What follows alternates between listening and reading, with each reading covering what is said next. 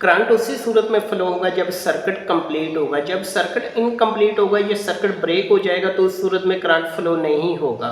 MCB और MCCB ये दोनों सर्किट ब्रेकर सर्किट को मेक और ब्रेक करते हैं। जब ये सर्किट ब्रेकर ऑन होते हैं तो सर्किट कंप्लीट हो जाता है और करंट फ्लो हो सकता है। जब सर्किट ब्रेकर ऑफ होते हैं तो सर्किट इनकम्प्लीट हो जाता है, यानी सर्किट ब्रेक हो जाता है और करंट फ्लो नहीं हो सकता। सर्किट ब्रेकर को ऑन करने के दो तरीके होते हैं। नंबर 1 मैनुअली, यानी आप अपने हाथ से सर्किट ब्रेकर को ऑन और ऑफ कर सकते हैं। Number 2 automatically. ऑटोमेटिकली में सर्किट ब्रेकर को आप खुद ऑफ कर सकते हैं लेकिन ऑन नहीं कर सकते। सर्किट ब्रेकर ऑफ होता है तो इसे हम टेक्निकल जुबान में कहेंगे कि हमारा सर्किट ब्रेकर ट्रिप हो गया है। अब ये कब ट्रिप होंगे ये टोटली डिपेंड करेगा कि आप किस किस्म के सर्किट ब्रेकर की बात कर रहे हैं और वो किस किस्म की प्रोटेक्शन फराहम करेगा। ये दोनों सर्किट ब्रेकर ऊपर की जानब ऑन होते हैं, यानी ये भी एमसीबी भी ऑन पोजीशन में है और ये एमसीसीबी भी ऑन पोजीशन में है। ये दोनों किस्म के जो सर्किट ब्रेकर होते हैं ऊपर की जानब ऑन होते हैं और नीचे की जानब ऑफ होते हैं। अगर सिंपल आप उस पियानो टाइप स्विच की बात करें तो वो नीचे ऑन होता है और ऊपर की जानब ऑफ होता है। ये भी एक रीज़न होती है और नेक्स्ट वीडियो में मैं इसकी एक्सप्लेनेशन करूंगा। हमारे पास एक एमसीबी है यानी मिनिएचर सर्किट ब्रेकर। ये ओवरलोड शॉर्ट सर्किट से प्रोटेक्शन फराहम करता है। अब ओवरलोड क्या होता है?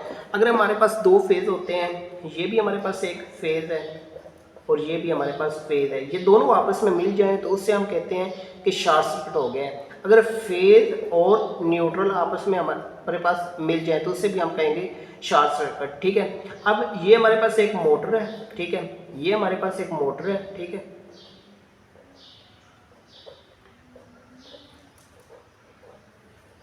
ये हमारे पास मोटर है। कॉइल की कोई भी एक साइड मोटर की बॉडी के साथ टच कर जाती है तो उसे भी हम कहेंगे शॉर्ट सर्किट। ये अब टच कर रही है तो इसका मतलब है ये शॉर्ट सर्किट हो रही है। ठीक है, उस सूरत में ये फौरी तौर पर ट्रिप कर जाएगा। शॉर्ट सर्किट से हमारा जो मोटर होती है वो जल सकती है और सर्किट में आग भी लग सकती है और इस डेंजरस कंडीशन से बचने के लिए हम एमसीबी यानी मिनिएचर सर्किट ब्रेकर, ये सर्किट ब्रेकर इस्तेमाल करते हैं। नॉर्मल हालत में अगर एमसीबी से 10 एम्पीयर करंट गुजर रहा है, अगर शॉर्ट सर्किट होता है तो एमसीबी से 500 या 1000 एम्पीयर करंट गुजरना शुरू हो जाएगा और सर्किट ब्रेकर ट्रिप होकर जाएगा और साथ ही सर्किट इनकम्प्लीट हो जाएगा और करंट फ्लो होना बंद हो जाएगा। अब ये कैसे काम करेगा? इनमें से आप किसी भी सर्किट ब्रेकर को खोलेंगे तो इसमें आपको दो चीजें मिलेंगी। एक सेंसिंग एलिमेंट जो फॉल्ट को सेंस करता है, समझता है कि हाँ जी बिल्कुल फॉल्ट हुआ है। दूसरा ट्रिगर मैकेनिज्म जिसे वो ट्रिप करवाता है। एमसीबी में कॉइल होता है जो कि शॉर्ट सर्किट को सेंस करता है, ये इलेक्ट्रोमैग्नेटिक होता है, यानी जब आप इसमें से करंट फ्लो करवाते हैं तो ये इलेक्ट्रोमैग्नेट बन जाता है। कॉइल में छोटा सा आयरन का सिलेंडर होता है जो शॉर्ट सर्किट होता है, बहुत ज्यादा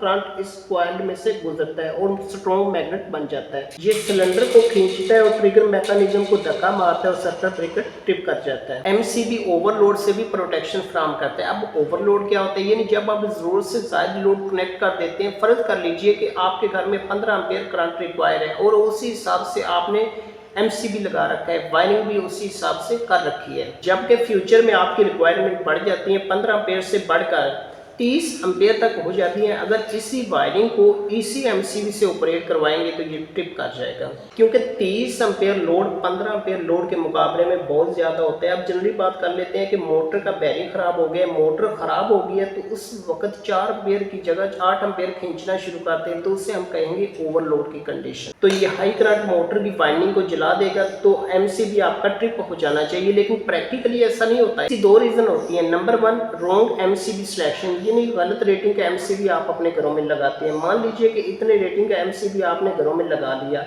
और आप सोच रहे हैं कि ये ओवरलोड शॉर्ट सर्किट के प्रोटेक्शन फराहम करेगा, लेकिन ये ऐसा नहीं करेगा, क्योंकि ये ज़रूरी नहीं जो भी चीज़ें आप आपके घरों में लगी हुई हैं आप हर वक्त उसको ऑपरेट करवा रहे होंगे। मान लीजिए कि एसी चल रहा है, वो 3 एम्पीयर की जगह 6 एम्पीयर लेना शुरू कर दे तो एसी तो ओवरलोड है, लेकिन एमसीबी के लिए कोई बड़ी बात नहीं है। इस सूरत में एमसीबी ट्रिप नहीं होगा, हमारा एसी खराब हो जाएगा। अब इस मसले को कैसे हल किया जा सकता है? या तो हैवी लोड के लिए सेपरेट एमसीबी लगा लेंगे। अगर ऐसा नहीं कर सकते तो हर रूम के लिए अलग से लोड कैलकुलेट करें और लोड के हिसाब से एमसीबी लगाएं। अब बात करेंगे कि ओवरलोड प्रोटेक्शन कैसे काम कर रहा होता है। ये सेंसिंग एलिमेंट बायोमेटेलिक स्ट्रिप होता है, यानी दो मेटल से इसको मिलाकर बनाया जाता है। जब इसमें से बहुत ज्यादा करंट फ्लो होता है तो इसमें बहुत ज्यादा हीट पैदा हो जाती है और ये गर्मी की वजह से बेंड होना शुरू हो जाता है। जब ये बेंड होता है तो ये ट्रिगर मैकेनिज्म को खींचता है और सर्किट ट्रिप हो जाता है। एमसीसीबी और एमसीबी में इतना ज्यादा फर्क नहीं होता, लेकिन इसमें 3 से से 4 फ़र्क होते हैं। ये जो हमारे पास MCB सर्किट ब्रेकर होता है, इसको हाई रेटिंग के लिए इस्तेमाल करते हैं और MCB को हम लो रेटिंग के लिए इस्तेमाल करते हैं। MCCB और MCB में ज़्यादातर फ़र्क नहीं होता, लेकिन ये 3 से 4 फ़र्क होते हैं। तो आइए चलते हैं, इस डिफरेंस को हम देख लेते हैं। MCCB हाई रेटिंग के लिए इस्तेमाल करते हैं और MCB लो रेटिंग के लिए इस्तेमाल करते हैं। MCCB 2500 एम्पेयर तक मार्केट में अवेलेबल है और ये 100 एम्पेयर तक ही मार्केट में अवेलेबल है।